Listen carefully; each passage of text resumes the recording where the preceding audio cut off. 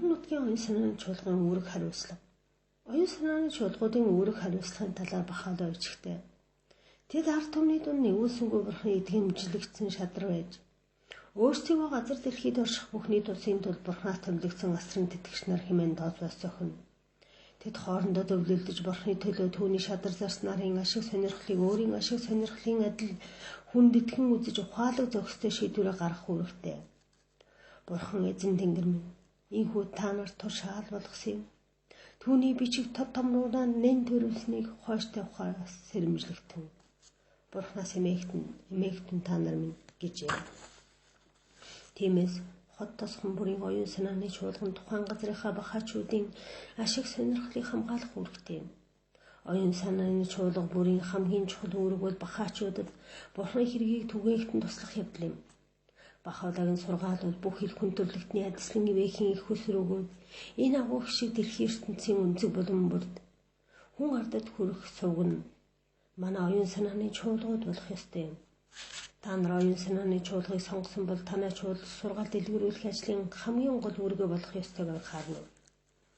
Оюун санааны чуулгын бас нэгэн чухал үүрэг нь сүсгтнүүдийн хоорондын эв нөхөрлөл хайрыг хөвгүүлэн дэмжих явдал илээ. Чуулган бахаачуудынхаа дунд эв найртай уур амьсгалыг бий болгож нийгэмдгийн шүнийг бүр аз жаргалтай байгаа эсхийг анхаарах ёстой.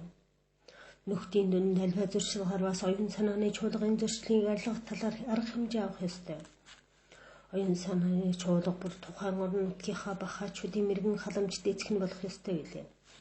Халамжлалд итгэгч маань оюун санааны чуулгын үүргийн талаар бичгтэй. Тэд ядуу зүдүү өвчтэй зовлонтой хүмүүст ахирт төвөнчин бэлэвсэн хүмүүст арсны анги давхраг итгэл үнэмшлэр нь үл ялгуулан тусчгараа сунгахын тулд ямар чадах хүнээ хийх ёстой гэсэн юм. Оюун санааны чуулга бүр өөрийн сантай байх ёстой. Энэ сан ганд нөхдийн сайн дурынхаа дээр хэрхэн бүрдүүлэх тухай болон түүний нийгэмдгийн болон үйл хэргийн ашиг сонирхолд хэрхэн ашигладаг тухай бид үзэх болно. Бахаач зөвлөлийнхөө сангуудыг баяжуулж чадвал чуулгууд нь тусламж хэрэгцээтэй үед нь тэдэнд туслах боломжтой болох юм. Бахаа хүүхэд залуучуудын боловсролын асуудал бол оюун санааны чуулгуудын бас нэгэн үүрэг болно.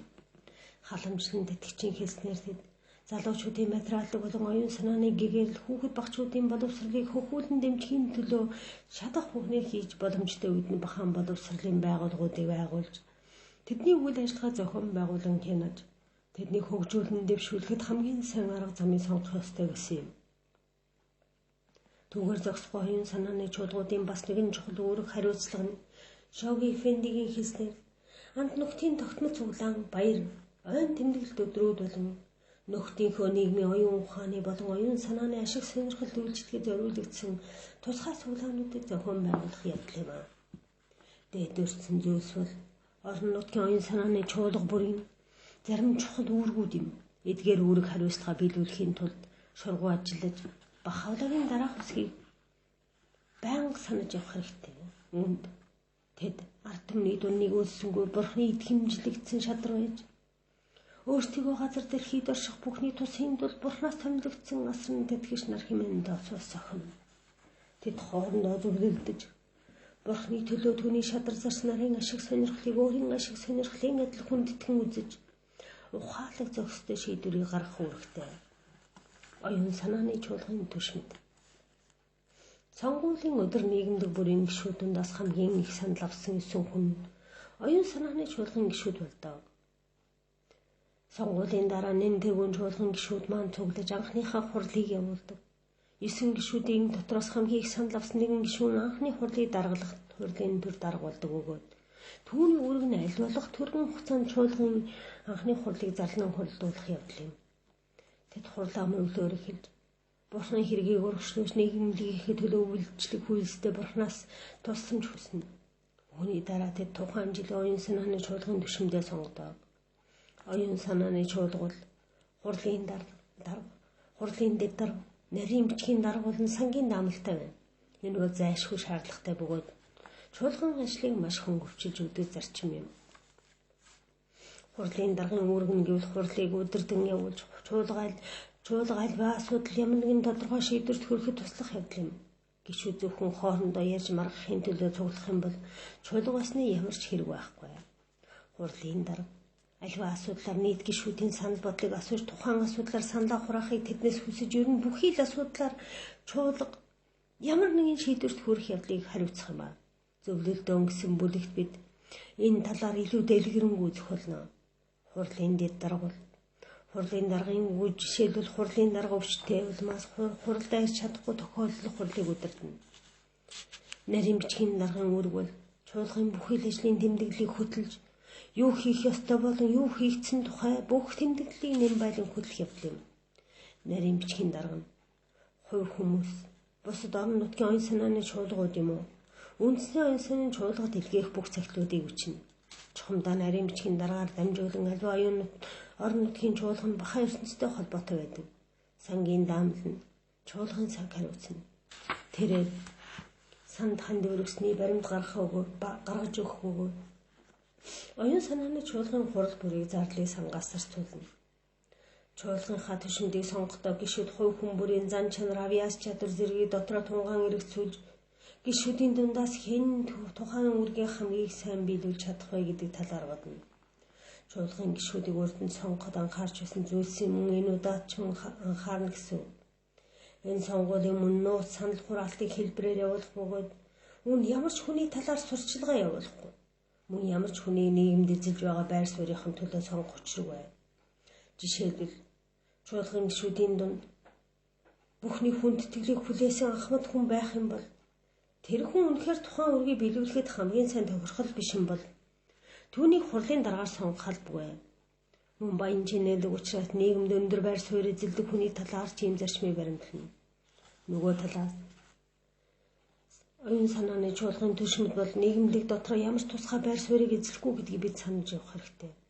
Жишээлбэл хурлын дарга гэхээр нийгэмлэгийн удирдагч юм уу хамгийн нөлөө бүхий хүн гэж тооцогдох ёсгүй. Оюун санааны чуулган гадуур бол хүн түүний байр суурь нийгэмлэгийн бусад жирийн гишүүдийнхтэй адил байх үгүй. Чуулган хурал дуусангуй хурлын дарга нь бусад бахаачудаас илүү их эрхийг мэдлэх ёстой. Энэ зарчмыг сайтар ойлгохын тулд цэнгийг ус гаргаж авахын тулд худаг ухаар шийдсэн нэгэн тосхны хүмүүсийг төс хуулъя. Тосхны ахлагч хэдийгээр бүхий л талаараа хүмүүсийн хүндэтгэлийг хүлээдэг ч худаг ухах талаар ямар ч мэдлэггүй байж болно. Харин тосхондоо ямар ч онцгой нөлөө байр суурьгүй нэгэн залуу энэ талаар их туршлагатай байж болно. Тэгвэл худаг ухах ажлыг хийлэхээр тосхны хүмүүс энэ хоёр хүний аль нэгийг сонгох вэ? Мэдээж энэ ажил их туршлагатай нөгөө залууг сонгох нь эргэлзээгүй бөгөөд тосхны ахлагч өөрөө ч тэр залууг сонгоно баг. Тэгээд худаг ухах явцад тосхны бүх хүмүүс тэрч бүх л ахлагч өөрөө хүртэл залуугийн зааврыг даган түүнд туслана. Ингэснээр тэр залуу тосхны удирдагч болж ахлагч байр суурьаа алдаж байна гэсэн үг биш юм аа. Гэхдээ хамтын ажиллагааны энэ уур амьсгал тосхны хүн бүрт ач тусаа авчирна. Чухамхүү ийм л хамтын ажиллагааны уур амьсгалаар бахаачуд өөрсдийн оюун санааны чуулгыг сонгож оюун санааны чуулган түшиндээ сонгодог үлээ. Хайр тасан тэтгэгч дээр бичгтээ.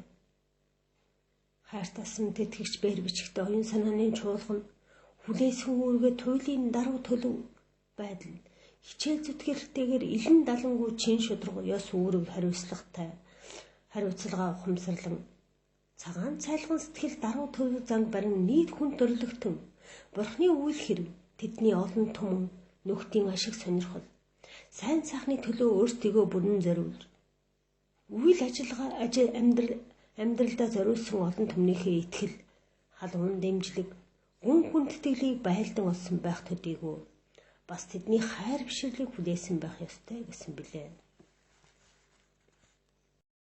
Оюун санааны чуулга ажиллаж байна. 1.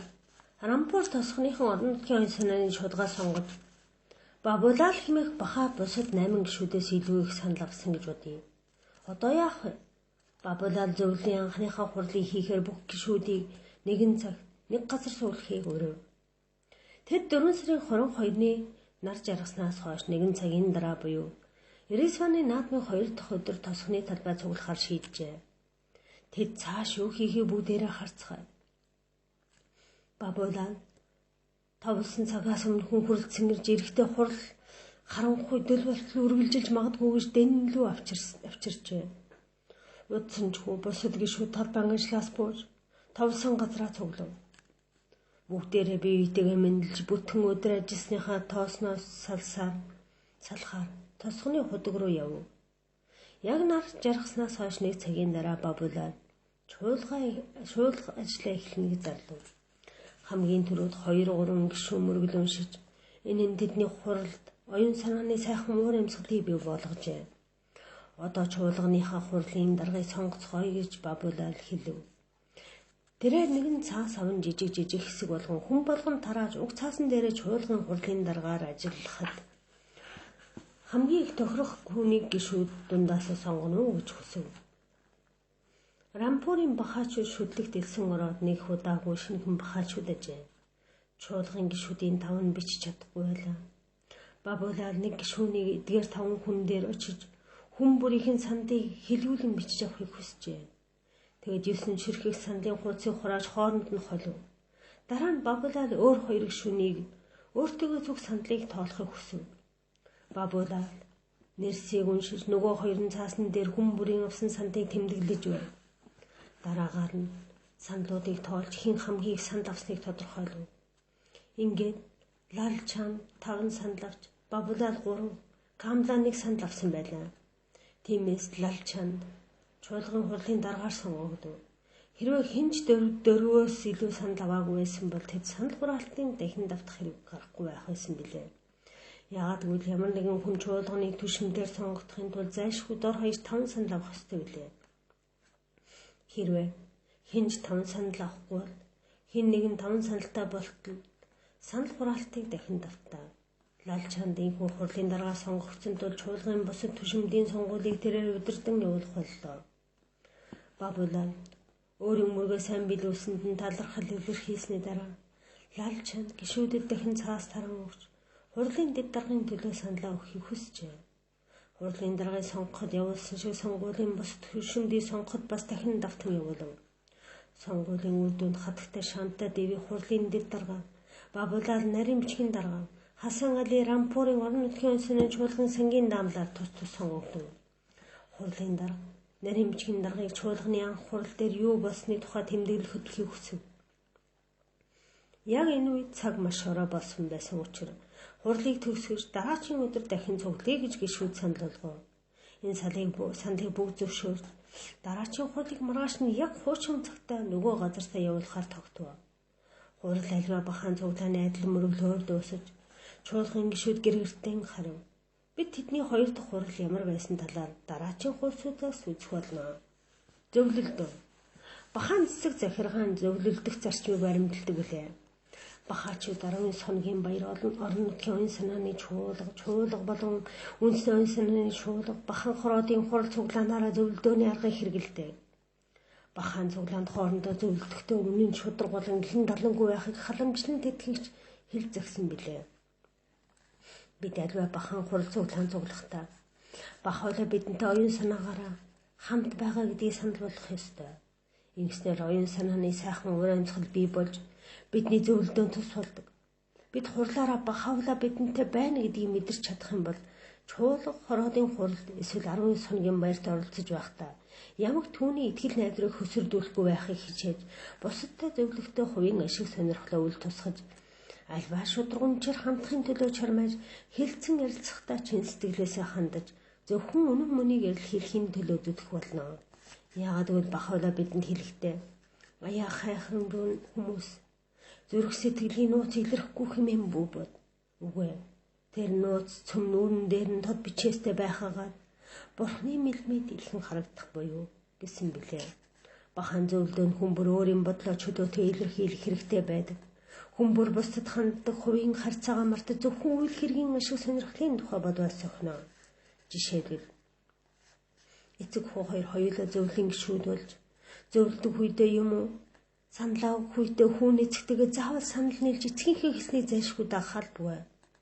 Бахаачууд хэдийгээр эцэг их асар их хүндэтгэн хайрлах үүрэгтэй боловч бахан зөвлөдөнд оролцож байхдаа бах хоолой тухайн хурал бас оролцож байгаа. Бид бүхэн түүний үйл хэрэгт үйлчилж байгаа шүү дээ гэдгийг санаж зөвхөн бах хоолойгийн өмнө үүрэг хариуцлага хүлээсэн гэдгээ мартах ёсгүй. Өөртөө хувийн харьцаагаа шүтлэгийн ашиг сонирхолтой холж хутгаж болохгүй. Тиймээс хэрвээ хүн эцгийнхээ үзэл бодлыг буруу гэж үзэх юм бол ингэж хэлэх нь зөв бөгөөд эцэг нь ч гэсэн тэд хуралдаа эрэхтэй үйл хэрэгт үйлчлэх хин төдөө ирсэн гэдгийг санаж үнд нэмзэглэх хэрэггүй юм аа. Зөвлөдөөнд оролцож байхдаа хувийн ашиг харсан өчүүхэн сонирхол өшөө хонсон бидний зүрх сэтгэлийн эзэмдээ санаа бодол маань нөлөөлөхөөс сэрэмжилцгээе. Жишээлбэл хэрвээ хэн нэгэн андмаа намайг хүсэх туслаагүй бол ингэснээр нь болж түүнийг хурал дээр зөв санал гаргахад нь эсэргүүцсэн өшөө санах хэрэггүй юм. Яг энэ тохиолдолд би бахавлаг санаж түүний үйл хэрэгт үйлчлэх үйлсийн замд минь юу цаад болох ёсгүй гэж хатуу шийдвэрлэх хэрэгтэй. Бахаачууд хамтдаа зүглэхдээ гарын 5-3 шиг нэг далайн туслууч хамтран ажиллах ёстой билээ. Бид хизээч өөрсдийн санал бодлосоо зуурах юм уу? Өөрсдийн хүслийг бусдад тулах шаардах ёсгүй. Хоёр хүүхэд хоорондоо чиний буруу миний зөв гэж маргалдах тохиолдол олон байдгийг бид мэднэ. Тэр хоёр хүүхэд ингэж хичнээн удаа хэрэлдэж болно. Гэхдээ ямар ч үр дүнд хүрч чаддаггүй агаад харин эцэг нь ирэхэд хоёулангийнхан дуу намдаж эцгийгээ хүндэтгэн хэрүүлээ зогсоодог. Хэрвээ бид бахавлаа хурал дээр бидэнтэй хамт байгаа гэдгийг ямаг санах юм бол бид хизээч түүний итгэлийг хөсрөдүүлэхгүй. Хэдийгээр бахаа хүн бүр зөвлөдөөнд өөрийн санал бодлоо чөлөөтэй илэрхийлэх хэрэгтэй боловч аливаа шийдвэр нь гишүүдийн олонхын үзэл бодлоос шалтгаалдаг. Шийдвэр нэгэнд гарсан хойно бахаа хүмүүр хэдийгээр түүний санал бодолтой нийлэхгүй байгаач гэсэн уг шийдвэрийг хүндэтгэн дагах ёстой юм. Шиам гэдэг оюун санааны шулгын гишүүн байжээ. Тэрээр Рисваны наадмын 12 дахь өдрийн баярыг 5 сарын 2-ны өглөө хий гэсэн санал болголоо. Тэгтэл гишүүдийн олонхын санал хураалтаар цуглааныг 5 сарын 1-ний орой хийхээр шийдвэрлэжээ. Шиамын санал хэдийгээр маш мэргэн санал байсан байж болох юм. Чуулга нэгэнт өмнөөс өөр шийдвэр гаргасан бол Шиам чуулганы шийдвэрийг чин сэтгэлээсээ хүлээн авч өөрийн үзэл бодлыг мартаж цуглааны 5 сарын 1-ний орой маш сайн зохион байгуулахын тулд чадах хэтгаараа хүчин зүтгэх ёстой. Абдуллаха хэлэхдээ өнөө үе чуулгууд нас ирэх ач холбогдолтой агаад амин чухал үүрэгтэй юм. Чуулгуудад захирагдах нь нэм чухал үүрэг болно. Тиймээс гишүүд нь ямар ч зөрчил, үл итгэлцэл гаргахгүй байх тийм санаагаар хамтдаа зөвлөдөх хэрэгтэй юм аа. Үүнийг биелүүлэхийн тулд гишүүн бүр өөрийн бодол санааг чөлөөтэй илэрхийлж, өөрийн учир баримтыг илэн далангуу дэвшүүлэх хэрэгтэй. Хэн нэгэн түүний бодлыг эсэргүүцэх хаваас үнд гомдон эмзэглэх хэрэггүй байдаг. Учир нь тухайн асуудлаар бүрэн дүүрэн зөвлөлдөж, дууссан цагт л үнэн зөв зам олдох учиртай. Үнний гэрэл цог зөвхөн өөр үзэл бодлын мөргөлдөөнд үүсэн асч бадамлана. Хилцүүлгийн эз санал нэгтэйгээр шийдвэр гаргуулсан. Харин бурхан өшөө бодол санаа зөвлөхөд хүрвэл олон хэн санал бүхний шийдэх ёстой. Чуулган гишүүдийн янз янзын үзэл бодлыг амттай санхоолны төрөл бүрийн орц хачир мэтэр төсөөлж болох юм. Бид амттай хоол хийхийг хүсвэл олон янзын зүйлийн хооронд нь холж чандаг шүү дээ. Хачир бүр нь хоолны амт нь нэмэлдэг учраас сайн холж хутгах тусам хоол амттай болно. Гэхдээ бид хоолны хачир бүрийг тус тусд нь амтлах юм бол тийм ч амттай санагдахгүй. Үүний адил хувь хүн бүрийн үзэл бодол нь эцсийн шийдвэрт хувь нэмэр болдог байна.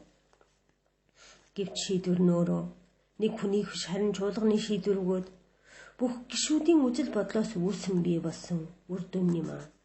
Дараах сургаал бичгтээ Абдуллаха бахаачууд хэрхэн хоорондоо зөвлөдөх ёстой талаар тодорхой харуулжээ. Энэ сургаалыг сайтар уншиж хурал цуглаандаа мөрдлөг болгоцгоё. Хамтаар мөрдөх зүйтэй нэгэн чухал шаардлага нь юу гэвэл цэвэр ариун бодол санааг барин оюун санаагаараа туяаран гэрэлтэх, бурхнаас бос зүйлийг огоорон, түүний тэнгэрлэг шигийг хүртхийг тэмүүлэх, бурхны шавнарын дунд даруй хөлцсөнгүй байх, хүнд бэрхшээлтэй үе тэлсвэр төвчээр гаргах, хурамстын босхны өмнө өөрийгөө зориулан зүтгэх сэтгэлээр дүүрэн байх явдал юм аа. Эдгээр чанаруудыг бурхны ивэлээр хүртэж чадвас үлүү зүгдэх бахаагийн тэнгэрийн ял дамжил тэднийг хүрээлнэ. Нэгдүгээр нөхцөл юу гэвэл чуулгын нийт гишүүд нь өөрсдөө нэгэн цэцэрлэгийн цэцэг, нэгэн модны мөчрүүд, нэгэн нарны цэцэг, нэгэн тэнгэрийн одод, нэг голын үс, нэгэн далайн давлгай, нэгэн бурхны шавнар болохын тулд нэг нэгнээсээ хүнд ирэх байдлаас бүрэн чөлөөлөгдөж бурхны нэгдэл нэгтрэл батчин туйлын хайр ивэл нийцсэн сэтгэлийг барих явдал юм аа. Нийцтэй сэтгэж нэгдмэл байж чадахгүй бол цуглаан задарч чуулган юунд ч хурч хүлж чадна. Хоёрдугаар нөхц нь юу вэ гэвэл хуран чуулга цаг үедээ хурамстын орон сүсгэлэн хандаж алдрын диваажангаас инэрл ивэлийг хүсэх явдал юм. Эрх хэмсэг, нандин чанар, соёлж ээлдэг, эвсэг зөөлн, даруй төлөв зан, хуурамгүй үнэн бишрэлийн хувийн үзэл бодлоо хуваалцаж байх ёстой. Зөрөөдгөөжүү занд автагдан зөвхөн өөрийнхөө муугилдан зүтгээс зөв буруу ялгах чадвар алдагдан зөрчилд хэрүүлэх өрхийг ухаарч үнэн мөний ирээлдэж хагцгүй үзэл бодлоо захируулах ёстой. Олны хүн тэтгэрийг хүлээсэн гişүүд нь оюун бодлоо чөлөөтэй илэрхийлэхийн шатуу бусдын хэлсэн санал бодлыг буруутгаж басналгүй. Хүндэтгэн хүлээ зөрүүтэй олон санал бодлыг зөвшөлдсөн шийдхийг эрхэндэн хичээж зөвхөн олонхын санал бодол зөв зүйтэй гэдэг захирагдаж явах ёстой. Дахин давтан сануулахад олны хүндэтгэл хүлээсэн гişүүдийн хинч байлаа гэсэн хуралдааны явцад түүнээс гадуурч нэгэнд гаргасан шийдвэрийн тухай шийдвэр хэдийгээр зөв биш байсан ч эсэргүүцэн шүүмжлэх үе заргалдан маргалдаж явах ёсгүй. Учир нь альва шүүмжлэлбэл ямар шийдвэрийг сулруулж байдаг вүлээ. Товчоор хэлбэл чин сэтгэлийн ирмэлзэл, эвсэн нийцтэй байдал, хайр хүндэтгэлээр бий болсон үр дүн, шийдвэр болгон гэрэл гэгээтэй ариун нандин зүйл байдаг бол хүн дээр л хүний сэтгэлийн өчүүхэн сүүдэр төдий бүхий үр дүн шийдвэрийн бүдэг бүргийг харанхуй зүйл болгон хувиргасан юм аа. Чухам ийм байж хэвээ чадваас чуулга хийгээд хурал зөвлөдөө нь Бурхны номонд нийцэх бөгөөд харин бусад бүх тохиолдолд олиггүй муу гаргалтай хүн дээрл хүнээс л хүйтэн цэвдэг харилцаанд хүрэхээс өөр замгүй болно. Хэл цөлөг зөвлөдөөн бүрн хүмүүсийг сурган хүмүүжүүлэх, яд усыг тэтгэх, дэлхийн ертөнцийн бүх анги давхрах, ядарсан зовсон туслах, бүх хүн ардаас сайн сайхан сэтгэлээр хандах, Бурхны ангилан үнэр болон түүний ариун үсийг түгээн цацах үйлсэд чиглэсэн оюун санааны асуудал дээр төвлөрч байх ёстой юм. Ийм л нөхцөл байдлыг болцлыг чамаан хичээж чадвас ариун сүнсний гоож авахтан тэднийг болгоон сойрхож чуулганд тэнгэрлэг өршөөлийн төв болон дэвшиж 19 хоногийн баярын далаарх хідэн зүйл. Чуулгын нэг үүрэг нь бол тухайн орон нутгийн бахаачуудын 19 хоногийн баяраа тэмдэглэж байгаа ханх явдал юм. 19 хоногийн баяр гэдэг нь 19 хоног бүрт хот тосгон бүрийн бахаачуудын явуулах зүйлтэй цуглаа юм.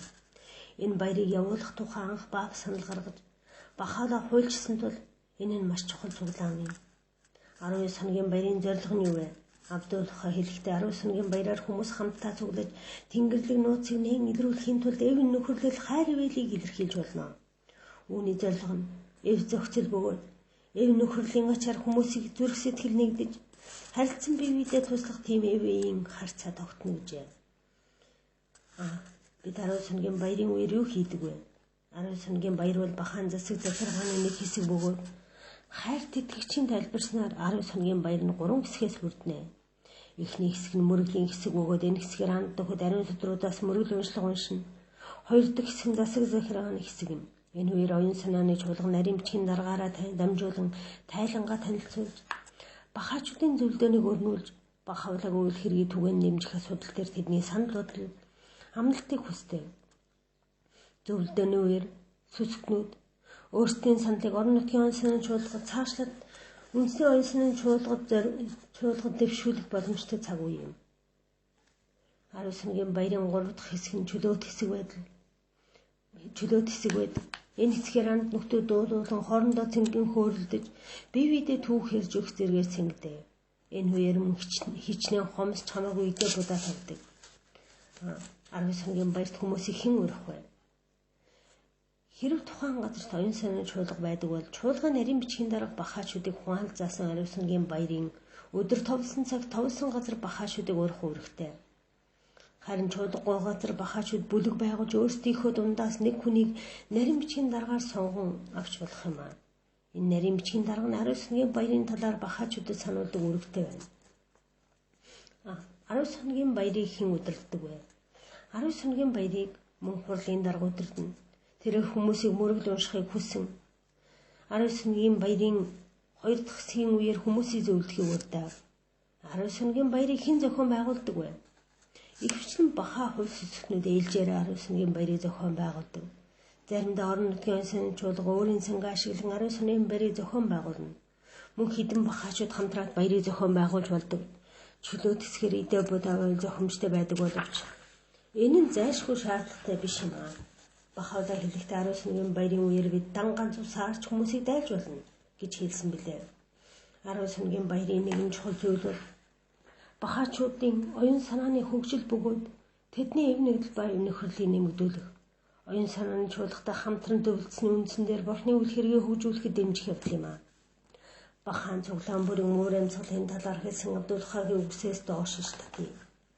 Эдгээр уулзалтын үеэр альва гадны ярианаас бүрэн зайлсхийж, цуглааныг ариун үг мөрүүдийг уян голуулан дуулж унших, бат үннийг тайлбарлах, ил тодорхой нотлохоо баталгааг дэвшүүлэх, хамаг амтны хайрт түүний шинж тэмдгийн мөрийг хөөх зэрэг бурхны үйл хэрэгт хамаарах асуудлуудад зориулах ёстой юм аа.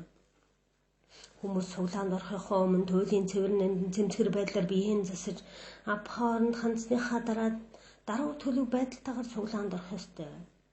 Тэгээ сургаал бичгээс уншиж байх зур анир чимээгүй сонсож, хэн нэгэн хүн ярихыг хүсвэл туйлын илдэг зөөлөн байдлаар бусдын таашаан зөвшөөрсний үндсэн дээр уран цэцэн үгээр ярих хэрэгтэй гэжээ. 19-ний баярыг дараах өдрүүдэд явуулна.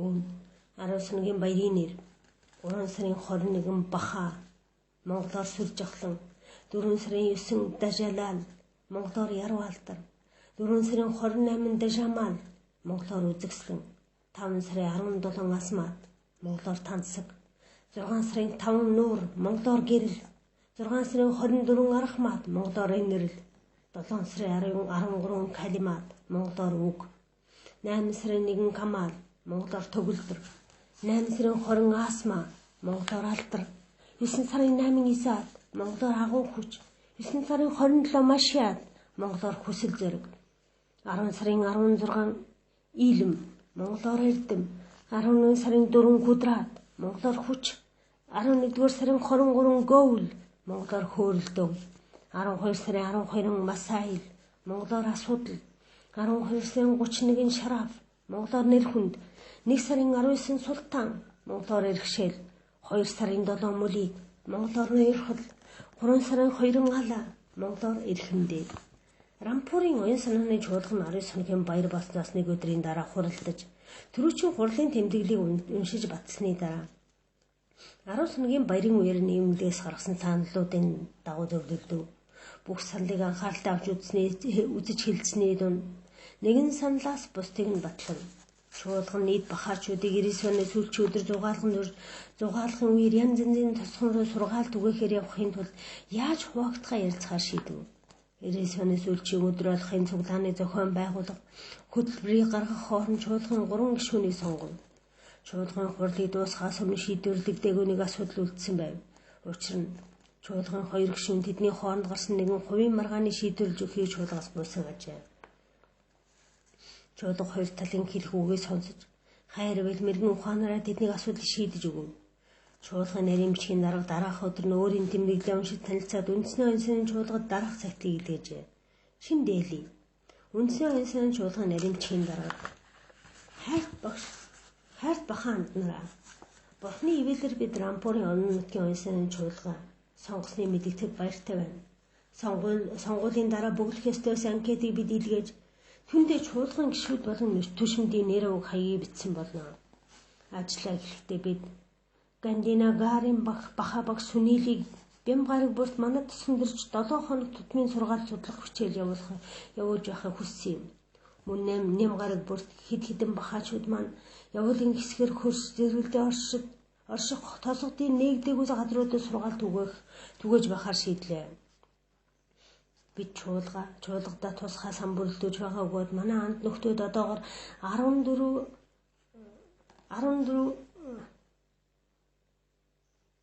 14 рупи 50 рупи хандивлаад байгаагаар сар бүр мөнгө хэмжээний мөнгийг хандивлахаар амдаад байна. Энэ мөнгийг чуулганы хяналтанд ор сургаал дэлгэрүүлэх ажил зарцуулах юм. Бидэнд хангалттай хэмжээний ном зохиол шаардлагатай байгаа тул манай чуулгад их хэмжээний ном тохимол итгэл бишрэлийн илэрхийллийн хуудсыг илгээхийг хүсэж байна. Бид дараагийн захидалтай үйл хэргийн хөгжил дэвшлийн талаар баяртай мэдээ дуулгах байх гэж найдаж байна. Бахавлаа биднийг ивэх хүлтгэн хүндтгэн ёссон бабулаад наримчийн дарга. Үндэсний оюун санааны чуулга манай хооронд байдаг бүх орон нутгийн оюун чуулгууд нь үндэсний оюун санааны чуулгаар хоорондоо холбогддог үлээ. Үндэсний оюун санааны чуулга нь тухайн орны бахаачудаас чуулганаар сонгогддог байгууллага юм.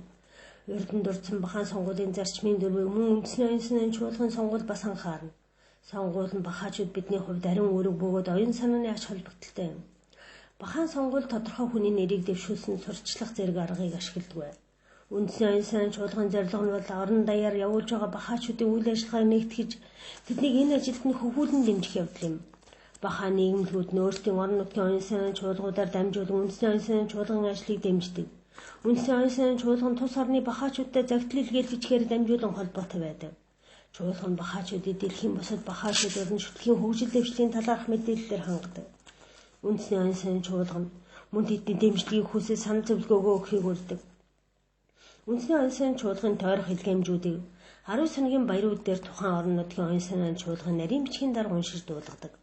Үндэсний оюун санааны чуулган урилгаар бахаачууд өөрсдийн санал бодлоо нэмэрлэж хамтран ажилладаг. 10 сангийн баяраар явагдсан эдгээр зөвлөдөө үр дүнг орон нутгийн оюун санааны чуулгаас үндэсний оюун санааны чуулга тайлагнаж үндэсний оюун санааны чуулгаас эдгээр санал зөвлөгөө анхааралтай авч үзэн шийдвэртээ тусгадаг байна. Хэрэг тухайн газарт орон нутгийн оюун санааны чуулга байхгүй 9-өөс доош тооны бахаатай зөвхөн бахаан бүлэгтэй байвал үндэсний оюун санааны чуулга бүлгийн нарийн бичгийн даргад уг загтлаа илгээнэ. Харин тухайн газар зөвхөн нэг бахаа байдаг бол үндэсний оюун санааны чуулга тэр хүнтэй шууд харилцана. Үндэсний оюун санааны чуулга маш олон янзын үүрэг хариуцлага бүлээдэг. Тул ажилдаа туслахаар хороодыг томилдог. Уг хороодын гишүүд үндэсний оюун санааны чуулгаараа томилж хороонд тусгай даалгавар өгдөг. Жишээлбэл нэтгийн үндэсний оюун санааны чуулга мөрөглийн ордон барихаар шийдвэл уг барилгын ажлыг хариуцаж чуулгад энэ талаар өөрийн санал зөвлөгөөгөө өгөх тусгай хороо байгуулдаг. Үндэсний оюун санааны чуулга хорооноос гаргасан саналыг зөвшөөрч болно, өөрчилж болно. Эсвэл бүр түүнээс татгалзах хэрэгтэй. Орон нутгийн оюун санааны чуулга нь мөн шаардлагатай гэж үзвэл ийм журмаар хороод байгуулж болох юм аа. Үндэсний оюун санааны чуулгууд орон нутгийн оюун санааны чуулгаас томилсон аливаа хорон тухайн чуулгадаа захирагдан хариуцлага хүлээдэг бөгөөд орон нутгийн оюун санааны чуулган зөвлөлнө. Үндэсний оюун санааны чуулган тухайн орны бахаачуудын хамгийн дээд эрх барих байгууллага юм. Үндэсний оюун санааны чуулган мөн орон нутгийн оюун санааны чуулган ядлах хурлын дарга, хурлын дэд дарга, нарийн бичгийн дарга болон сангийн намлын гишүүд дотроос сонгодог. Тэдний үүрэг нь орон нутгийн оюун санааны чуулган түвшинлэгтэй адил боловч үндэсний түвшин хамаатай юм аа. Чуулган үндэсний оюун санааны чуулгын сонгуул нь шууд бус сонгуул юм. Энийг үс үгээгүй бахаан нийгэмлэгч юм уу сонгуулийн бүс бүрийн бахаачууд дундаас тодорхой тооны төлөөлөгчдийг сонгож тэдгээр төлөөлөгч нь чуулганд хуран тоглож үндэсний оюун санааны чуулгыг сонгодог. Орон нутаг бүрээ сонгогдох төлөөлөгчдийн тоо нь тухайн газрын бахаачуудын тоо хэмжээнээс хамаарна. Хаана хичнээн төлөөлөгч сонгохыг үндэсний оюун санааны чуулгын чуулга шийднэ. Төлөөлөгчид чуулгандаа нэг газар цугладаг. Ихвчлэн чуулганы үндэсний оюун санааны чуулгыг байрлах хот Рисваны 12 дахь өдрийн аль хэдэн өдөр нь явуулдаг. Чуулганы гол зорилго бол тухайн жилийн үндэсний оюун санааны чуулгын гишүүдийг сонгох явдал юм. Гэхдээ тус орны өнцөг булан бүрээс хүрэлцэн ирсэн төлөөлөгчд нь мөн үндэсний оюун санааны чуулган болон өөр хоорондоо тус орон дахин үйл хэргийн хөгжил дэвшлийн талаар зөвлөлдөх болцоотой байдаг. Чуулганы мөрөглөөр ихсний дараа төлөөлөгчд нь хамгийн түрүүнд чуулганы өдөртөд зөвлөдөө эмх замбраата бахан урамсгал явагдаж байгаа хангах хэрэгтэй. Чуулганы даргын өөрсдийн дундаа сонгон мөн чуулганы нарийн бичгийн даргаыг сонгож түүний үүрэг нь чуулганы зөвлөдөөний үеэр үндэсний оюун санааны чуулга дэвшүүлсэн аливаа саналыг тэмдэглэх явдал юм. Чуулганы талаар мэдээлэл зохих хэд хэдэн чухал зүйл бий. Чуулганы төлөөлөгч нь үндэсний оюун санааны чуулган гишүүдийг тус орны бүх бахаачуудын дундаас сонгоно. Чуулган гишүүдийг заавал чуулганы төлөөлөгчдийн дундаа сонгох албагүй. Сонгохдоо насанд хүрсэн буюу 21-ээс дээш насны 9 бахаа нийт бахаачуудын дундаа сонгоно. Чуулганы төлөөлөгчд нь чуулганд оролцож үндэсний оюун санааны чуулгын сонгохоос өөр ямар ч тусгай эрх үүргийг хүлээхгүй.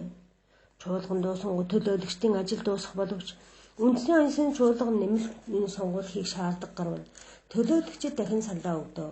Тиймээс чуулганы төлөөлөгчд нь байнгын эрх үүрэг эдлэхгүй. Чуулган бол зөвлөлдөх байгууллага гэж хэлж болно. Чуулганаас гарсан саналуудыг үндэсний оюун санааны чуулга шилжүүлдэг бөгөөд үндэсний оюун санааны чуулга нь уг саналуудыг хүлээж авах түүнээс тасгалзах хэрэгтэй. Чуулган үндэсний оюун санааны чуулгаас дамгаалах эрх байдаггүй. Үндэсний оюун санааны чуулган тухайн орны хамгийн дээд эрх барих байгууллага бөгөөд бүх орон нутгийн оюун санааны чуулга болох хувь бахаачуудыг удирдан чиглүүлэх эрх үүрэгтэй. Дайны дэлхийн шударгасны ордон. Бахаачуудын нэгэн байгууллага бол Дайны дэлхийн шударгасны ордон бөгөөд түүний гишүүдийг дэлхийн нийт бахаачуудын дундаас үндэсний оюун санааны чуулгад сонгодог. Бахаан эрен үргэлжлэх бүх их хугацаанд бахаадаа бидний Дайны дэлхийн шударгасны ордноор дамжуулан удирдан чиглүүлэх болно гэж тэрээр өөрөө айлдсан билээ. Бахаадаа бидэнд эрен цагт нийцсэн бурхны хууль сургаалыг хайрлсан бөгөөд мөн цаг хугацаа өнгөрч бидний хэрэгцээ шаардлага өөрчлөгдөхийн эрхээр нийгмийн бусад хууль руу шаарддаг гэж тэрээр айлдсан юм. Нийгмийн эдгээр хууль төрийн Бахаадаагийн эснээр Дайны дэлхийн шударгасны ордон гаргаж байх бөгөөд энэ байгууллага нь бурхны халиршгүй удирдамжинд байнга орших юм аа. Дайны дэлхийн шударгасны ордны талаар Абдулхай хэлэхдээ гишүүдийг бүх хүн ардын дундаа сонгох нөхцөлд байгуулагдсан тохиолдолд Дайны дэлхийн шударгасны ордон бурхны халамж хамгаалтанд дор байх юм. Хэрв тэрхүү шударгасны ордон судар дурдаагүй ямар нэгэн асуудал дээр санал нэгтээ шийдвэр гаргах хаваас тэр шийдвэр зарил нь ямар ч алдаа дутагдлаас хамгаалагдах болно. Тиймээс Дайны дэлхийн шударгасны ордон бүхий шийдвэртэй Тэнгэрээс ивээгдэх нь эргэлзээгүй бөгөөд ордноос ямар ч дүрм журмыг гаргасан байсан тэр нь тухайн цаг үеийн шаардлага тохирсон байна гэсэн үг юм. Гэхдээ Дайны дэлхийн шударгасны ордон Бахаадаагийн бидэнд өгсөн эдгээр хууль сургаалыг хязгаарч өөрчлөхгүй. Харин Бахаадаагийн хуулиудыг хэрэгжүүлэх арга замыг боловсруулах үүрэгтэй юм. Бахаанчлалын нэг зарчим дэлхийн ертөнцид баян ядаг үн туйлшрыг арилгах тухай сургаал билээ. Гэвч хүмүүс төчнөө хэмжээний татвар төлөх ёстой гэж Бахаадаа хэлээгүй. Ирээдүйд энэ туйлшрыг багасгаж, хүн бүрийг тав тухтай амьдралаар хангаж, цөөн хэдэн хүмүүс хэд их хөрөнгө мөнгө хуримтлуулахаас сэрэмжлүүлэх татварыг тийм арга замыг Дайны дэлхийн шударгасны ордноос боловсруулах юм аа.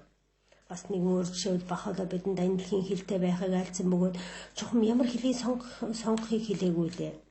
Тиймээс ямар хэлийг Дайны дэлхийн хэлээр сонгохыг Дайны дэлхийн шударгасны ордон шийдэх юм. Үүнтэй холбогдвол Бахаадаа бичгтээ одоогийн байгаа хэлнээс аль нэгэн түгээмэл хэлээр сонгох юм уу? Шинэ хэл зохио мөн үүний адилаар түгээмэл бичгтээ болж түүнийгээ дэлхийн бүх сургуулийн газраар хүүхэд багчуудад заан сургахад бид шударгасны ордонд идэвхжлэгдсэн гишүүдэд сургаал бичгтээ зарлиг болгож байна. Инстээр дэлхийн ертөнд нэг газар нутаг, нэг гэр орон мэд болох юм гэжээ. Дайны дэлхийн шударгасны ордон Бахаадаагийн нээн төрөвсөн сургаалууд болон Абдулхай Шоги Эфендигийн тайлбаруудыг шинжилэн засварлах эрхгүй боловч өөрийн гаргасан шийдвэрүүдийг нөхцөл байдлын шаардлагын дагуу өөрчилж болох юм аа. Жишээлбэл Дайны дэлхийн шударгасны ордон төлөх татврын нэгэн хэмжээг тодорхойлжээ гэж бодъё. Тэр шийдвэр нь тэгвэл тухайн үедээ тохирсон төгс шийдвэр байсан гэдэг нь эргэлзээгүй. Гэвч 5 жилийн дараа татврын хэмжээ тухайн үеийн шаардлага хэрэгцээ тохирохгүй байж болно. Тиймээс шударгасны ордон нийгхүү урьд гаргасан шийдвэрээ өөрчилж болно. Хүсэл зоригоо гэрээсэлтэй Абдулхай бичгтээ хүн бүр нэн ариун сударт хандаж тэнд бичигдээгүй бүхний талаар Дайны дэлхийн шударгасны ордонд хандваас зөвхөн энэ байгууллага санал нэгтэйгээр буюу олонхын саналаар шийдвэрлсэн бүх хүн чухам хүнэн ба бурхны зорилгоудаа үүнээс татгалзсан хүн болоос өнхүү зөрчил тэмцэл дурлагч нэгэн бөгөөд эзэн тэнгэрийн гэрээсийг гутааж түүнээс хүнд ирсэн буюу халамжлан тэтгэгчийн маань амьдралынхаа 36 жилийн турш гүйцэтгэсэн нөрөг хөдөлмөр нь Дайны дэлхийн шударгасны ордон байгуулах явдалд бэлтгэхэд зориулагдаж байлаа. Дайны дэлхийн шударгасны ордон бол яг л нэгэн сүрлэг барилгын ороо юм. Энэ барилгыг тулан дэмжих бүх багнууд хэрэгтэй гэж тэтгэгч хэлсэн билээ. Тэдгээр багнууд нь дэлхийн үндэсний оюун санааны чуулгууд гэж тэрээр хэлсэн билээ. Шоги Эфендигийн цуцлгын хүчин чармайлтын үр дүнд эдгээр багнууд дэлхийн өнцөг болон бүр сүндэрлэн болсон бөгөөд тэтгэгчийн маань тэнгэрлэг удирдамжинд дор бахаачуд хэрхэн хэсгээр болон орон нутгийн оюун санааны чуулга үндэсний төвшөнд үндэсний оюун санааны чуулгаар дамжуулан хамтран ажиллах талаар суралцсан билээ. Ингэж ажиллаж сурсны дараа тэтгэгч тэдэнд 10 жилийн төлөвлөгөөг зарлаж энэ төлөвлөгөөний ачаар бахаачуд дэлхийн ертөнцийн төвшөнд хэрхэн хамтарч ажиллах талаар сурч мөн Дайны дэлхийн шударгасны ордонд шаардлагадж байгаа үлдсэн багнуудыг босгоход туссан юм. 1963 онд 10 жилийн төлөвлөгөөний эцэст Дайны дэлхийн шударгасны ордон байгуулахад хангалттай тооны үндэсний оюун санааны чуулга байгуулагдсан байв. Бахаан шүтлэг дэлхийн өнцөг болон бүр төгсөн цагт Дайны дэлхийн шударгасны ордон байгуулагдана гэж Абдулхай зөвгөн айлцсан тэрв 1963 оны 4-р сард 10 жилийн төлөвлөгөөний эцэст биелэлээ олсон билээ.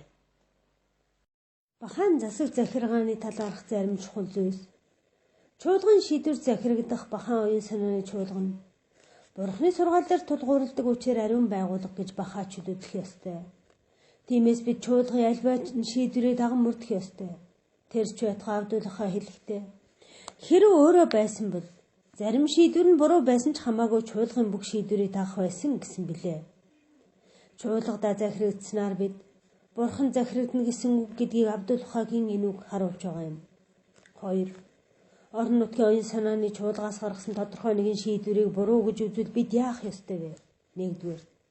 Бид Бурханаас таасан тэр шийдвэрийг л ямар ч байсан мөрдөн дагах ёстой бөгөөд орон нутгийн оюун санааны чуулганы тухайн шийдвэрийг анхаарч үзхийг үндэсний оюун санааны чуулгад гомдол мэдүүлэх ёсгүй юм. Орон нутгийн болон үндэсний оюун санааны чуулгуудаа захирагдсанаар бид бахан засаг захиргааны үндэс суурийг бэхжүүлж байгаа юм. Бид хэрвээ чуулганыхаа зөвхөн өөртөө таалагдсан шийдвэрүүдийг дагаад бусдыг өвлөө шон үзэх юм бол бидний дунд эв нэгдэл тогтож чадахгүй. 3. Бид чуулганыхаа зарим гишүүдийг таалдаггүй тул чуулганы шийдвэрийг дагахыг үл хүснэ гэж хэлж болох уу? Үгүй. Энэ бол маш буруу хандлага. Оюун санааны чуулгадаа үнэнч байх явдал маань бид гишүүдэд нь дуртай дургүй эсхээс хамаарах ёсгүй. Тухайн чуулгын гишүүд нь ямар ч хүмүүс байсан хамаагүй бид Бахаудаагийн байгууллагад үнэнч байх ёстой гэдгээ санах хэрэгтэй юм. Үйл хэргийнхээ байгууллагуудаа дэмжин тусалснаар бид нийгэмдгийн хэв нэглийг сахин хамгаалж чадах юм. 4. Бид оюун санааны чуулган гишүүнээс татгалзаж болох уу? Үгүй. Хүндэтгэн үзэх шалтгаан байхаас өөр тохиолдолд жишээлбэл эрүүл мэнд маш тааруу юм өөр газар руу шилжиж байгаа зэргээс бусад тохиолдолд татгалзаж болохгүй. Бид чуулган гишүүнээр сонгогдохдоо Бурхан бидэнд нийгэмлэгээ үйлчлэх энэ эрх ямбыг олгож байгаа юм шүү гэж санах хэрэгтэй. Бахаулагийн сургаалд үнэнч байж түн зориулсан хайраа нотдохыг хүсвэл бид Бурханы үйл хэрэгт бидэнд учирч байгаа альва үүрэг хариуцлахыг хүлээн авах ёстой. 5. Бид оюун санааны чуулгатай өөрийн хувийн асуудлаар зөвлөлдөж болох уу? Болно. Өөрсдөө тохиолдсон бэрхшээлтэй асуудлаа шийдэхэд оюун санааны чуулганы туслан зөвлөгөө хүсэж чуулгатай хамт энэ талаараа зөвлөдгийг Авдуулахаа сайшаасан билээ. Жишээлбэл 2 бахаа хүн хоорондоо маргалдаж маргаана оюун санааны чуулгаар шийдвэлбэл гарсан шийдвэрийг чин сэтгэлээсээ хүлээн авах ёстой юм. 6. Оюун санааны чуулган сонгосон бахаачуудынхаа өмнө хариуцлага хүлээх үү? Үгүй. Орон нутгийн оюун санааны чуулган Бурхан болон засаг захиргааны асуудлаар үндэсний оюун санааны чуулганы өмнө л хариуцлага хүлээнэ. Чуулга бүр аливаа шийдвэрийг гаргахдаа үйл хэргийн сайн сайхны төлөө гаргах ёстой. Нийгэмдгийн гишүүд дунд гарсан маргаантай асуудлыг шийдэхдээ аль ч тал тэгш тэнцвэр шударгаар хандах хэрэгтэй юм. Чуулга нийт бахаачуудын үзэл бодол бус харин ёсыг юуны өмнө эрхэмлээс охиноо. 7. Оюун санааны чуулгаас илүү эрх мэдэлтэй хувь бахаа хүн гэж байх уу? Үгүй. Бурхны үйл хэрэгт нэг хүний удирдлага гэж байхгүй. Чуулган хурлын дарга юм уу нарийн бичгийн дарга байна гэдэг нь тухайн хувь хүнд ямар ч тусгай эрх олгохгүй. Чуулган хурлаас гадуурвал гишүүд бусад бахаачудаас илүү эрхийг эдлэхгүй. Бусадтай нэгэн адил чуулган шийдвэрийг дагна. Бахан шүтлэгт хүмүүр тэгш хэрэгтэй. Бахан мөрөглийн ордон. Бахан шүтлэгийн дайндлахын шашин учир бахан мөрөглийн ордон бүр нь Бурхныг шүтгэж зориулагдсан бүх нийтийн ордон юм. Бахаачуд мөрөглийн ордонд барихдаа түүнийгээ дэлхийн хүн төрлөختөнд зориулдаг.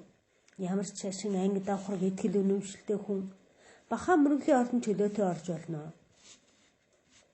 Манай мөрөглийн орднуудад бүх шашин ариун сургаалуудаас уншдаг бөгөөд хүмүүс нэгэн гэр бүлийн гишүүд мэтээр нэг хүчрхэг Бурхныг шүтгэхээр нэг дээвэр дээр цуглардаг. Бахан мөрөглийн орднуудын уран барилгын бүтэц зохион байгуулалтын ч мөн эв нэгдлийг илэрхийлэн бэлэгдэг. Бүх мөрөглийн орднууд 9 талтай, тал бүрдээ хаалгатай. 9 хаалга нь бүгдээр нэгэн үзэгсэлэнд сүрлэг оройн дор төв танхим руу нээгдэг. 9 тал ба 9 хаалга нь дэлхийн 9 томоохон шашнуудыг төлөөлж байгаа бөгөөд ийм зохион байгуулалтаараа бүх шашнуудыг уг нэгдлийн илэрхийлж байгаа юм. Мөрөглийн ордны төв танхимд ороод зогсож байхад бид эргэн тойрондоо 9 ижил хаалгыг олж харна. Баха мөрөглийн ордонд урд талын хаалга юм уу? Арын хаалга гэж байхгүй. Бүх хаалга нь бүх талдаа байнга нээлттэй байж. Гаднаас нарны туяа хүртэж, төв танхим руу гэрэл гэгээгэлгээдэг. Тэгш ирэх болон шашнуудын эв нэгдлийг харуулах үүнээс илүү гайхамшиг дарга зам олдохгүй гэвзээ. Баха мөрөглийн орднууд нь зөвхөн мөрөглийн ордон байгаа зогсохгүй мөн өөрөө байгуулга юм. Эдгээр 9 талтай мөрөглийн орднуудыг тойроод ирээдүйн сургууль, соёл, гэгэрлийн газрууд, өнчин хүүхдийн асрамжийн газар, эмнэлэг зэрэг тус бүр нь үзэсгэлэн зам талбайгаар мөрөглийн ордонтой холбогдсон хүмүүнлэгийн байгууллагууд байгуулагдах юм. Энэ бол үнэхээр сайхан санаа биш гэж үү? Абдулхаа өөрөө сургаал бичгтээ. Баха мөрөглийн орднуудыг төлөвлөгөө боловсруулсан тул үнэхээр сайхан зохион байгуулалт билээ. Одоогоор бид дэлхийн 5 мөрөглийн ордонтой Оросын Ишхабад, Анугийн Үүлмэд, Америкийн Кампала, Австралийн Сидней болон Германы Франкфурт хотуудад мөрөглийн орднууд байрлаж байна. Ирээдүйд маш олон мөрөглийн орднууд дэлхийн олон орнд баригдах тул одоогийн орднуудыг мөрөглийн эх орднууд гэж нэрлэдэг. Эдүгээ дэлхийн олон орднуудад бахаачууд мөрөглийн ордон барихаар газар худалдаж аваад байгаа ажээ. Бахан сан танай тусган гинт айхтрах үер болж нэг айлын байшин урсаж улмаар тэр айл ямар ч орогнох байргүй болжээ гэж бодъё. Орох оронгүй болсон энэ айлд байшин барихад нь хэд хэдэн хүн тусалж байна гэдгийг сонсоод та яах байсан бэ? Би ядуу учир юугаар тусалж чадахгүй нь гэх үү? Эсвэл хичнээн өчүүхэн ч хамаагүй бага хэмжээний хандив нэмэрлэж уг айл туслахыг бодох уу? Таны оруулах хувь нэмэр чинь нэг шуудаа хайрахч байж болно. Бага хэмжээний мөнгөч байж болно. Хамгийн гол нь тэр хандив тань бусад хүмүүсийн өгсөн хандивтай нийлээ тэр айлд хорогдох оронг барихад боломжтой болно. Хүн төрлөختөн бол өнөөдөр дахин дажин гай гамшигын ирэхээр гэр оронгүй болсон айл мэд болсон бөгөөд бахан шүтлэг бол хүн төрлөختнийг энх хамгаалан аз жаргалтай орчинд орогнуулж чадах орогнох байр гэж хэлж болно. Хүн төрлөختний сайн сайхан зориулсан сүрлэг барилгыг бүтээн босгохын тулд дэлхийн бахаачууд ажиллаж байна. Бид бүгдээрээ энэх барилгын ажилд хувь нэмрээ оруулах хэрэгтэй биш гэж үү? Бид бахан байгууллагуудыг байгуулж, бахан төв ба мөрөглийн орднууд барьж, шүтлгийнхээ сургаал судрыг олон хил рүү орчуулж, ном зохиол хэвлүүлэх хэрэгтэй.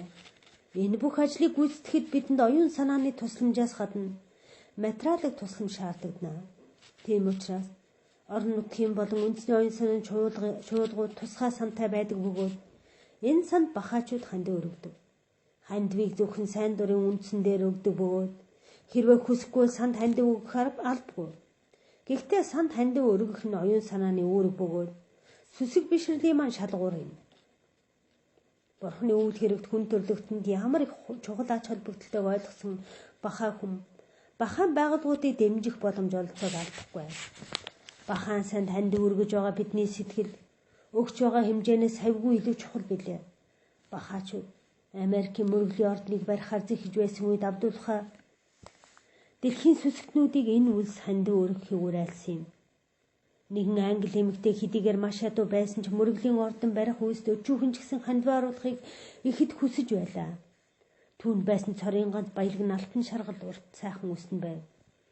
Үсэн түүний хувьд үнэхээр үнэтэй байсан ч тэрээр үсээ хайчлан хандив болгожээ. Ингэснээр тэр эмэгтэй мөн бусдын адил гайхамшигт мөрөглийн ордон барих ажилд оролцжээ. Миний хайрт халамжлан тэтгэж хэлэхдээ өөрийгөө байн хоосон шавхтлаа ундарч үйл үзэгдэх их үүсвэрээс байнга дахин тэтгүүлэн дүүрч байдаг усан ориглуур булаг шанд мэд байваас бид зохино. Ядуурч хоосрохоос үлэмэн амт нүхтийнхөө сайн сайхны төлөө байнга хандив өгч хамаг баялаг хамаг сайн сайхны их үүсвэрийг чиргэшгүй яндашгүй хишигт итгэн найдаж явах жинхэнэ ёсоор амьдрахын нууц юм гэжээ. Оюун санааны чуулга бүр сан байгуулах ёстой бөгөөд нийгэмдгийн гишүүд сайн дураар өөрсдийн чадал чинээгээр хандив өргөх ёстой юм. Бид Бурханаас хүрсэн зүйлийнхээ нэг ихэнх хэсгийг инхүү хандивлснаар инэрл Бурхандаа талархал илэрхийлж байгаагийн илрэл юм аа. Абдулхаа юу гэж хэлснийг санагдан. Бурхны найз амт нөхдөө эдгээр хувь хандивын оронд эдгээр хувь хандвийн оронд тань хөдөө аж ахуй, аж үйлдвэр, худалдаа харилцааны зэрэг ажил үйлсэд нь буйны үйлсийн хүчинд бэлэг хишгээр ивэгдэн арилжих болно гэдэгт итгэхтэн. Нэг сайн үйлс хийсэн хүн түүнээс 10 дахин илүү шагнал хүртэнэ. Эд баялгаа Бурхны төлөө хандвалсан хүнд алсад Бурхан арвин их шан хүртээх эргэлзээгүй. Зарим хууль заавал мөрдөгдөрмөөс ариун цэвэрч байдал бахавлаа агдаас сударта хүн төрлөختний дунд цэвэр ариун яв. Ямар ч нөхцөл цэвэр нандин ясыг эрхмэлж яв. Ховцос хунартаа хэр бүртгийг хизээж буй хэрэгэл. Үнэнхүү бид нарын газар дэлхий дээр диваажингийн илэрхийлэл болохыг хүсэж байна. Чингээс чи адис хүмүүний зүрх сэтгэлийг баярлуулахаар гэрэл туяа мэд сасрах болно гэж айлдсан байна. Бахавлагын сургаал бидэнд ариун цэвэрч байхын ач холбогдыг ойлгоход тусалж байна. Бурхан бидний үргэлжид эрүүл сарвал аз жаргалтай байхыг хүсдэг үлээ. Хэрв бид цэвэрч нэмба байхгүй бол энэ нь бидний эрүүл мэндэд нөлөөлнө. Бид эрүүл биш бол яаж аз жаргалтай байх вэ? ертөнцийн байдаг ихэнх өвчин эмгэг нь бохир заван байдлаас үүсдэг гэж шинжлэх ухаанаар нэгэнд нотлогджээ.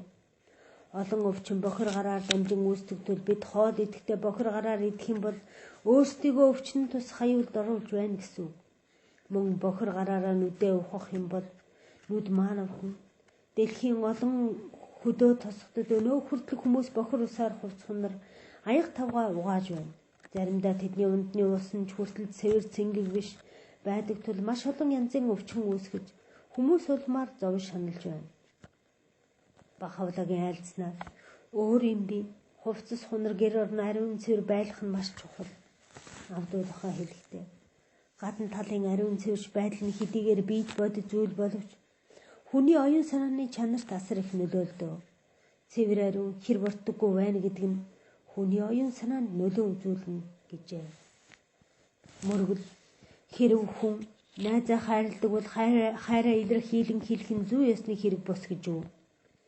Найз маань өөрийг нь хайрладгийг минь мэднэ гэд хайраа илэрхийлэхгүй байж болно гэж үү? Бурхан бүхний зүрх сэтгэлийг мэддэг нь үнэн хэдий боловч залбирах дотоод хүч бол байглаас Бурхан дөгсөн хүний хайраас урган гардаг юм аа. Авдуулахаа хэлэхдээ мөргөл бол Бурхантай харьцах яриа гэж хэлсэн билээ. Тэрээр өөр нэгэн газар оюун санаа, зүрх сэтгэлийн хэл гэж байдаг тул бид Тэнгэрийн хэл буюу оюун санааны хэлээр ярих хэрэгтэй. Хүний хэл дуу авиагаар өөрийгөө илэрхийлдэг амьтны хэлээс хэр ялгаатай юм бэ? Оюун санааны хэл нь мөн бидний хэлээс тийм л ялгаатай. Чухам хүү, оюун санааны хэлээр л Бурхантай ярина. Бид мөргөж байхдаа Бурханд хандан гаднах орчны аливаа нөлөөнөөс ангижирсан цагт л зүрх сэтгэлдээ Бурханы дуу хоолойг сонсно. Үг хэлэлгүйгээр бид Бурхантай харилцаж түүний хариуг сонсдог. Хэн ч гэсэн үнэнхүү оюун санааны байдал хүрч чадвал Бурханы дуу хоолойг сонсож чадна. Мөргөл бол сэтгэл санааны тижээл билээ.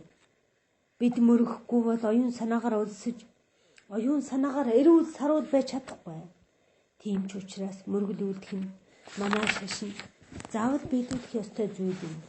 Бахавла нин агуу судар Агдаст ингэж бичжээ. Бурханы шүлэг найргийн өглөө бүр орой бүр өргөн дуулагдав. Тиймхүү дуулж өгөх хэм бүхэн Бурханы тунхаглал. Түүний гэрээслэл үнчээ нотлсон амлалтаа хэрэгжүүлэхээс буцаагүй бөгөөд харин түүнээс замаа буруулсан хэм боловч Бурханаас нүрээ буруулсан хэрэг мөн. Бурханаас эмээгтэн аяа хүмүүсээ өдөр шөнөгүй хит их унших ба хит их ажил хийх чинь чамайг бардам занд бүх хүргээсэ. Ганц ч болов сургаалгүй баяр баясгалан цаг бадрангуй дуулан унших нь хүчрхэг Бурханы бүх ном сургаалыг хаанга байдлаар уншихаас дээр Бурханы бичиг найргийг ядарч уйдахгүй байх тийм өндөр урамтайгаар дуулан дуул сэтгэлээ цуцааж залхаалгүй харин түүнийгээ сэргээн баясгахтун. Чингэснээр сэтгэл маань үүдэл нээлтийн мэдлэгээр жигүүрлэн үнэн нотлохооны үрийн цолмон гэгэрэх газраас нисэн дүүлэх болмой. Энэ нь чамайг Бурханд ортуулна гэдгийг ухаарахтун. Бахавлагын эдгээр ариун үгс нь Бид бахаа мөрөглийг хэдийгээр зайлшгүй унших ёстой боловч ямар нэгэн ёс жаяг ёслол мэтээр хандаж болохгүй гэдгийг харуулж байна. Өөрөө ч ойлгохгүй харийн хэлээр хідэн үсийг давтан унснаар буян үлдэж байна гэж боддог хүмүүс олон байдаа.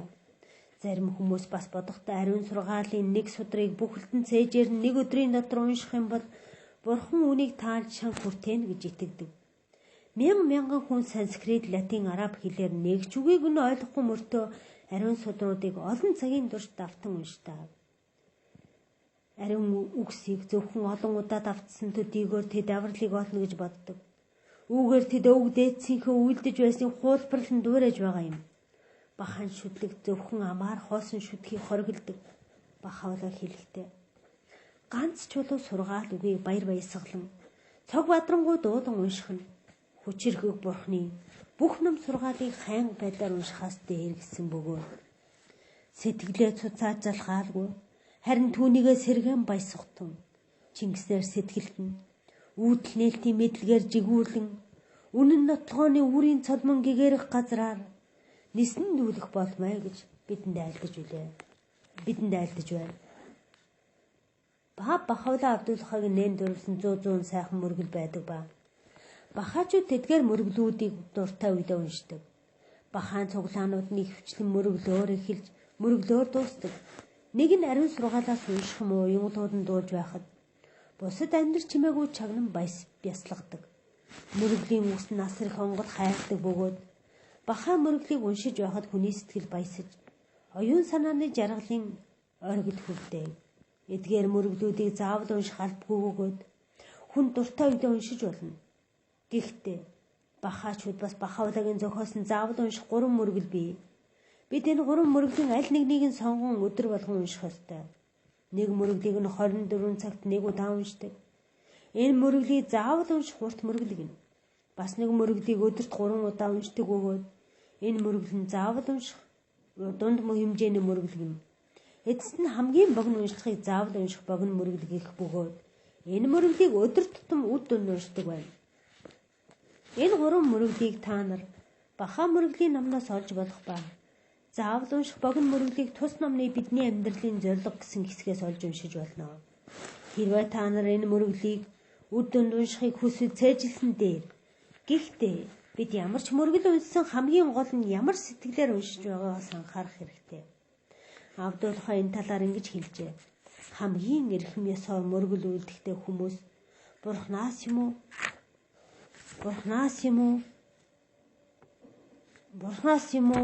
Бурханаас эмээсэн дээ юм уу? Эсвэл ямар нэгэн хишиг деваажин голцсондоо биш. Бурханаас юм уу тамаас эмээсэн дээ? Эсвэл ямар нэгэн хишиг деваажин голцсондоо биш. Харин Бурханы хайрлалтанд мөрөгдөв. Хүн өөр нэгэн хүнд хайр сэтгэлтэй болоход хайртынхаа нэрийг дурсахгүй байж чаддгүй шүү дээ. Тэгвэл Бурханы хайрлсан хүн түүний алдрыг байнга дурсахгүй байж яаж чадах юм бэ? Буянт бурханлаг хүн Бурханыг дурсан магтахаас өөр юунд ч баяр жаргал тайтгалыг олохгүй.